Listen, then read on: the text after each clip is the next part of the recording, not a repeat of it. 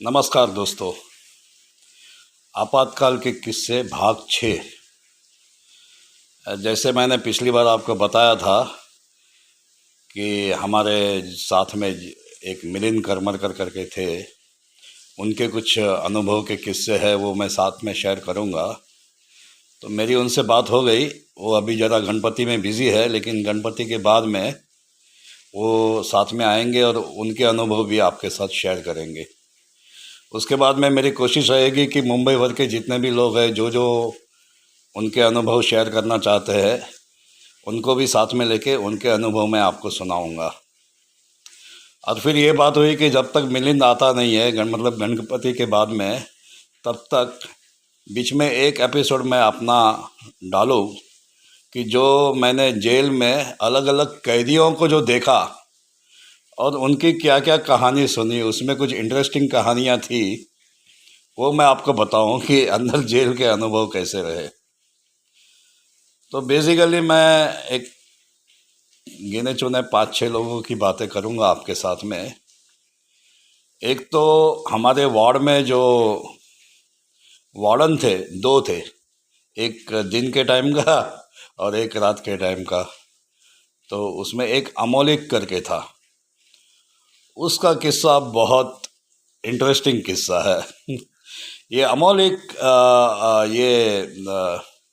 अहमदनगर या औरंगाबाद का, ये अमोलिक औरंगाबाद के आसपास के एरिया का आदमी था।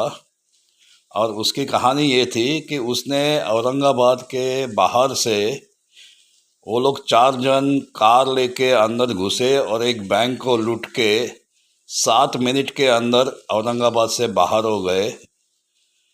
और इतना सक्सेसफुल उसने बैंक रॉबरी किया था कि कोई उसको पकड़ नहीं सक रहा था। और कम से कम 4-5 दिन तक पुलिस एकदम ब्लैंक हो गई थी कि ये क्या हो गया करके। 7 मिनट के अंदर 4 जन गाड़ी लेके अंदर आते, बैंक लूट के चले जाते और किसी को कुछ मालूम नहीं कि ये कहाँ से आए, कौन थे, क्या किया, किधर चले गए, क्या हुआ। फिर बात ये हुई कि पकड़े कैसे गए। तो मैं बोला फिर पकड़े कैसे गए, तो उसने बताया कि उनके 4 में से एक आदमी इसके सक्सेस पे इतना हवा में उड़ने लगा कि उसने एक बार में, वो उन दिनों में डांस बार वगैरह जो रहते होंगे वैसे उधर, तो एक आदमी ने एक बार में दारू पी के बहुत बोस्टिंग किया। अरे वो केस जो है ना, आज तक सब सोचते हैं किसने किया, वो हमने किया है। और जैसे उसने बोला, 2 मिनट में प्लेन ड्रेस वाला सीआईडी वहाँ पे बैठा था, उसने आके उसको पकड़ लिया और बाद में उसको मार मार के बाकी के चारों का इंफॉर्मेशन निकाला और सबको पकड़ के अंदर डाले। लेकिन ये ऐसा क्रिकेट माइंडेड था, क्रिमिनल माइंडेड, कि जब उसको जेल में डाला गया तो बोलता है कि मैंने नासिक में जब मेरी बदली हुई तो नासिक के प्रिंटिंग प्रेस में से मैंने एमबीबीएस के जो सर्टिफिकेट छापता था, उसमें से 4 सर्टिफिकेट चुरा के जेल के बाहर निकाल के सेफ जगह पे रखे हैं। जब वो छूट के जाएगा तो वो 4 लोगों को डॉक्टर बना के डिस्पेंसरी खोल के रखेगा और उनके कोटा में जो क्लोरोफॉर्म मिलेगा वो यूज़ करके वो आगे की रोबरी करेगा। ऐसा मुझे बता रहा था। तो ऐसा बहुत क्रिकेट क्रिमिनल माइंडेड था, लेकिन बहुत बहुरंगी पर्सनालिटी थी वो, इतना विटी था। और जेलर लोग के सामने भी जब वो खड़ा हो जाता था ना, तो जेलर लोग चुप हो जाते थे, इतना उसकी पर्सनालिटी थी। और हारमोनियम इतना अच्छा बजाता था। जब हम लोग संडे के दिन दोपहर को 3 बजे सबको अंदर डाल के बंद कर देते थे, तो बोलता था तुम लोग पूरी शाम बोर नहीं होते हो? बोले तो क्या करने का? बोले डिमांड करो जेलर के पास, हमको हारमोनियम चाहिए, तो वो देगा आपको हारमोनियम। तो हमने डिमांड किया तो जेलर ने हारमोनियम दिया हमको। फिर वो अमोलिक इतना अच्छा बजाता था हारमोनियम कि हम लोग रोज एवरी संडे इवनिंग में हमारी वहाँ पे पार्टी होती थी, म्यूजिक पार्टी। तो ये थी अमोलिक की कहानी। दूसरा एक हमारे साथ में जेल में वार्डन था नाइट टाइम का, ऐसा वो था रहीम बुड्ढा। उसकी कहानी ऐसी थी कि वो 14 साल का था जब उसके बाप की दारू की भट्टी का कारोबार था और वो राइवल गैंग ने उसके बाप को मार डाला। तो वो 14 साल का था, तभी से वो दारू की भट्टी चला रहा था। और 1 साल भी नहीं हुआ, वो राइवल गैंग के आदमी वापस आए, तो ये आदमी ने वो सामने वाले को काट डाला। तो उस चक्कर में ये जेल में आ गया। जेल में आ गया, उसको 20 साल की सजा लगी, और वो छूटने के लिए खाली 4-5 महीना बाकी था। तभी उसने जेल में ही किसी के साथ में झगड़ा हो गया, तो जो जेल में जो चूल्हा जलाने के लकड़े रहते हैं, उसमें से एक लकड़ा निकाल के उसके सर पे ऐसा जोर से पटक के मारा कि वो आदमी जेल में ही मर गया। और उसके ऊपर वापस केस हो गया एक और मर्डर का, और वापस 20 साल की सजा लग गई उसको। तो वो आदमी करीबन मतलब 40 साल की जेल है उसकी, तो मतलब 15-16 साल का आ गया था जेल में, तो 50-55 साल का एकदम बूढ़ा हो गया था। तो ये दूसरी कहानी है। तीसरी कहानी, एक बाबा थे हमारे यहाँ पे, एक एक पाँव से लंगड़ा था, और हमेशा वो एकदम सिल्क का लुंगी और कुर्ता पहने, अलग अलग कलर के, light blue, light pink, white, yellow, ऐसे ऑरेंज, ऐसे अलग अलग कलर के, रोज अलग कलर के कुर्ता और लुंगी पहनने का, वो सिल्क का, ऐसे एकदम रईस जैसा। और ऐसा पर्सनालिटी ऐसे दिखने में रविंद्रनाथ टैगोर जैसी, लेकिन एक पाँव से लंगड़ा था।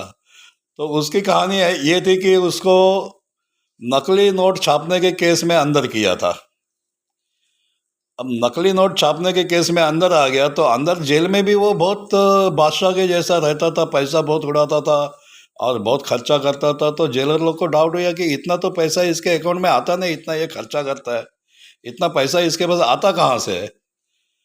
तो उसके बैरक की झड़ती ली, तो मालूम पड़ा कि उसने जेल के अंदर जो कूपन चलती है, वो उसने एक बटाटे के ऊपर ब्लेड से कार्विंग करके कूपन की डाई बना ली थी, और जेल के ऑफिस से इंक पैड चुरा के उसमें ब्लैक इंक डाल के वो जेल के अंदर, मतलब बाहर नकली नोट छापता था, जेल के अंदर आ गया तो जेल के कूपन छापने लगा था वो जेल में। और वो कूपन छाप के वो इतना खर्चा कर रहा था, आखिर में वहाँ का जो चीफ जेलर था उसने उसको पकड़ के बोला कि देख, तू ये सब धंधे बंद कर दे, कूपन विपन छापने के, तेरे को जो चाहिए वो तेरे को हम अपनी तरफ से फ्री में देंगे, तू खा पी ऐश कर, लेकिन ये कूपन छापने का बंद कर दे। तो उसको फिर ऐसी फैसिलिटी करके दी थी कि जो चाहिए वो सिगरेट, अंडा, दूध, शीरा बीरा जो उधर मिलता था जेल में कूपन के, वो सब उसको फ्री में दिया जाता था, उसका कोटा। लेकिन कूपन छापने का बंद करवा दिया था। तो ये एक दूसरा केस था। एक केस जो मुझे बहुत दुख हुआ था सुन के, एक छोटा सा छोकरा था, करीबन 17-18 साल का था वो, और वो बोलता है कि वहाँ पे कुछ ये पॉलिटिकल पार्टी के ब्लू झंडे वालों के मोर्चा चल रहा था, तो वो कुछ दुकान से सामान लेके बाहर निकला घर के लिए, और वो मोर्चा देख के खड़ा रह गया। उतने में पुलिस ने आके उसको पकड़ के अंदर कर दिया। वो मोर्चा के कुछ 8-10 जन और भी पकड़े गए थे, लेकिन बोलता है वो सब पॉलिटिकल पार्टी के थे, तो उनके आका लोग ने आके बेल बिल करवा के उनको छुड़ा के लेके गया। ये तो किसी पार्टी का था नहीं, तो इसका तो कोई जान पहचान वाला नहीं था, और घर वाले भी गरीब थे, बाप तो था नहीं, माँ अकेली थी, गरीब थी। तो इसका किसी ने बेल नहीं किया, तो वो 3 साल से जेल में ऐसे ही सड़ रहा था, और उसको कुछ समझ में नहीं आता था। आखिर में उसने कुछ बात की, तो वो वकील ने कुछ खर्चा बताया, तो वो बेचारा जेल में लोगों के पांव दबा के, लोगों की सेवा करके, कुछ पैसा कमा के वो वकील को देने के लिए पैसा जमा कर रहा था। लेकिन बाद में जब मैं दूसरी बार अंदर गया, तभी उसकी जब डेट लगी थी, तो जज ने इसी बेस पे कि ये 3 साल से अंदर है, उसका कोई केस भी नहीं लड़ रहा है, और जिस जुर्म में इसको अंदर किया है उसकी सज़ा भी हो जाएगी, तो 3 साल से ज़्यादा क्या सज़ा होएगी। तो 3 साल से अंदर है तो उसको अभी छोड़ दो करके, तो उसको ऐसे ही फिर जज ने डिस्चार्ज कर दिया था। लेकिन वो बेचारा यंग लड़का, न लेना न देना, 3 साल के लिए अंदर हो गया था। तो ऐसे भी अपने यहाँ पे किस्से होते हैं। जो सुना है कि जेल में जो आते हैं वो अगर क्रिमिनल नहीं भी रहेंगे, तो जेल एक ऐसी इंस्टीट्यूशन है कि वहाँ पे लोगों को क्रिमिनल कैसे बनना वो सिखाया जाता है। क्योंकि हर गुनहगार दूसरे आदमी जो अंदर आता है उसको पूछता है किस केस में अंदर आया, क्या किया था, फिर बता रहे ऐसा नहीं, ऐसा करना चाहिए था। इस तरह तो जेल के सारे कैदी सारे कानून जानते रहते हैं ज़्यादा करके, और उनको सारे गलत काम कैसे करने के वो एक दूसरे को सिखाते रहते हैं। तो ये भी एक मेरा जेल का अनुभव रहा था। एक और बात थी हमारे साथ जेल में, उस टाइम का बड़ा स्मगलर था यूसुफ पटेल। और जेल में ऐसी बातें चलती थी, अभी कितनी सच कितनी झूठ वो तो मालूम नहीं, सुनी हुई बातें हैं जेल में अंदर, कि वो यूसुफ पटेल जो था वो सभी को पैसा बांटता था।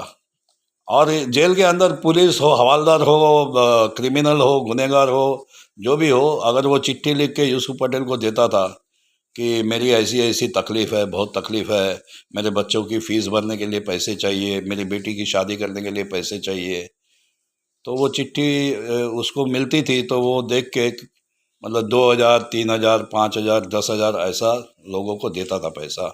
ऐसा सुना है। एक चिट्ठी तो एक आदमी ने मेरे से भी लिखवा के ली थी कि उसके बच्चे की फ़ीस भरने के लिए पैसे चाहिए 3,000 रुपये। फिर उसको मिले नहीं मिले मुझे नहीं मालूम, लेकिन ऐसे वो देता था। और उसकी एक और कहानी ये सुनी थी कि उसको कोर्ट ने टिफ़िन घर का देने के लिए परमिशन दी थी, और वो टिफ़िन वाला जब टिफ़िन लेके आता था तो वो अंदर रह जाता था, यूसुफ पटेल बाहर चला जाता था। बाहर वो उसका सारा कामकाज करके, धंधा विंदा संभाल के, रात भर बाहर पार्टी वार्टी करके, दूसरे दिन सुबह 6 बजे जब जेल खुलती थी तब वो टिफ़िन वाला बाहर निकल जाता था, यूसुफ पटेल अंदर आ जाता था।